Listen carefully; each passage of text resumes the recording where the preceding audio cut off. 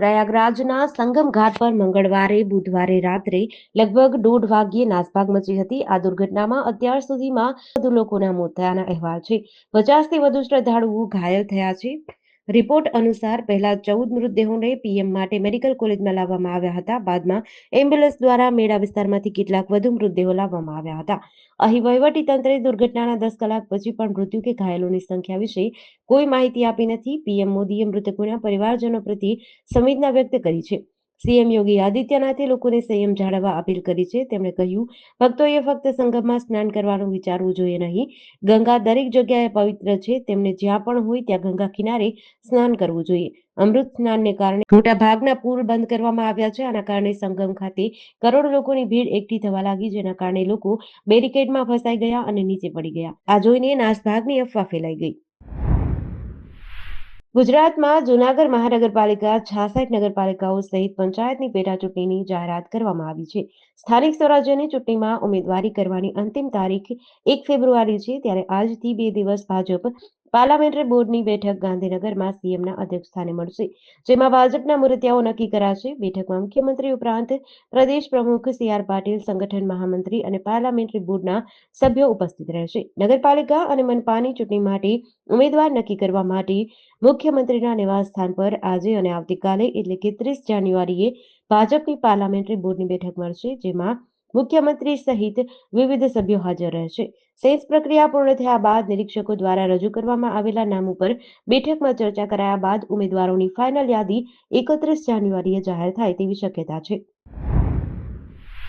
જસદણ તાલુકાના જંગવડ ગામની કુમાર પ્રાથમિક શાળામાં ભણતા હિતાંશ રશ્મિકાંતભાઈ દવેની અચાનક છાતીમાં દુખાવો ઉપડતા તાત્કાલિક ખાનગી હોસ્પિટલે ખસેડાયો હતો, જ્યાં સારવાર મળે તે પહેલા જ બાળકને ડોક્ટરે મૃત જાહેર કરતા પરિવારમાં શોકનો માહોલ ફેલાયો છે.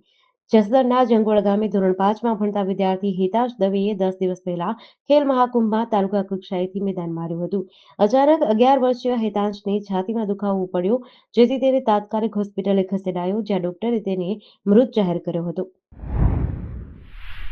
મોરબી મહાનગરપાલિકાએ વન વીક વન વોર્ડ અભિયાન અંતર્ગત શહેરના મુખ્ય માર્ગો પરથી દબાણો હટાવવાની મહત્વપૂર્ણ કામગીરી શરૂ કરી છે, જેથી આજે મહારાણા પ્રતાપ સર્કલથી માળિયા ફાટક અને રાજપર ચોકડી સુધીના વિસ્તારમાંથી લગભગ 100 જેટલા નાના મોટા કાચા પાકા દબાણો દૂર કરવામાં આવ્યા છે. મહાનગરપાલિકાના કમિશનર સ્વપ્નિલ ખરેના નેતૃત્વમાં હાથ ધરાયેલી આ કામગીરી શહેરના 28 કિલોમીટર લાંબા મુખ્ય માર્ગોને દબાણ મુક્ત કરવાના અભિયાનનો એક ભાગ છે. મુખ્યમંત્રીના વિશેષ નિર્દેશ બાદ શરૂ થયેલા આ અભિયાન હેઠળ દર બુધવારે એક વોર્ડના એક રોડ પરથી દબાણો હટાવવામાં આવશે. અમેરિકાનું એક એડવાન્સ્ડ ફાઇટર પ્લેન F-35 મંગળવારે અલાસ્કામાં ક્રેશ થયું છે. પ્લેનને પાયલટે પેરાશૂટની મદદથી પોતાનો જીવ બચાવ્યો હતો. અલાસ્કાના યેલસન એરફોર્સ બેઝ પર ટ્રેનિંગ દરમિયાન આ અકસ્માત થયો હતો. દુર્ઘટના બુધવારે ભારતીય સમય અનુસાર સવારે 3:15 વાગ્યાની આસપાસ થઈ હતી. એરફોર્સની 354મી ફાઇટર વિંગના કમાન્ડર કર્નલ પોલ ટાઉનસેન્ડે એક પ્રેસ કોન્ફરન્સમાં જણાવ્યું કે ઉડાન દરમિયાન પાયલટને એરક્રાફ્ટમાં ખામી સર્જાઈ, જેના કારણે લેન્ડિંગ દરમિયાન પ્લેનને અકસ્માત નડ્યો. અકસ્માત બાદ પાયલટ સુરક્ષિત છે. તે સિંગલ સીટર ફાઇટર પ્લેન હતું, જેમાં એક જ પાયલટ હતો. F-35 ફાઇટર એરક્રાફ્ટ 5મી પેઢીનું એરક્રાફ્ટ છે. તેનું ઉત્પાદન લોકહેડ માર્ટિન દ્વારા કરવામાં આવ્યું હતું. આ પ્લેનનું ઉત્પાદન 2006થી શરૂ કર્યું હતું. 2015થી તે યુએસ એરફોર્સનો એક મહત્વપૂર્ણ ભાગ છે. સુરત જિલ્લાના કલેક્ટર દ્વારા નેશનલ હાઈવે અને સરકારી જમીન પર દબાણ કરનારા લોકો તેમજ ખાસ કરીને મોટા ઉદ્યોગો સામે મેગા ડિમોલેશન અભિયાન શરૂ કર્યું છે. છેલ્લા 3 દિવસથી આ ઝુંબેશ હેઠળ અતિક્રમણ હટાવવાની કાર્યવાહી ચાલુ છે. આ અભિયાન હેઠળ સૌથી મોટી કાર્યવાહી હજીરાની AMNS કંપની સામે કરવામાં આવી છે, જે છેલ્લા ઘણા વર્ષોથી સરકારી જમીન પર ગેરકાયદેસર દબાણ કરી રહી હતી. તપાસ બાદ સરકારે કંપનીને 80,000 ચોરસ મીટરમાં દબાણ કરવા બદલ ₹18 કરોડનો દંડ ફટકાર્યો છે. આ જગ્યા ખુલ્લી કરાઈ છે, જ્યારે અન્ય નાના મોટા દબાણો દૂર કરી 52,000 ચોરસ મીટર જગ્યા ખુલ્લી કરવામાં આવી છે. AMNS કંપની હજીરામાં આવેલી એક મોટી સ્ટીલ ઉત્પાદન કંપની છે. કંપનીએ વર્ષોથી હજારો એકર સરકારી જમીન પર ગેરકાયદેસર દબાણ કર્યું હતું, જેને લઈને સ્થાનિકો દ્વારા તત્કાલીન કલેક્ટર સમક્ષ વારંવાર ફરિયાદો કરવામાં આવી હતી.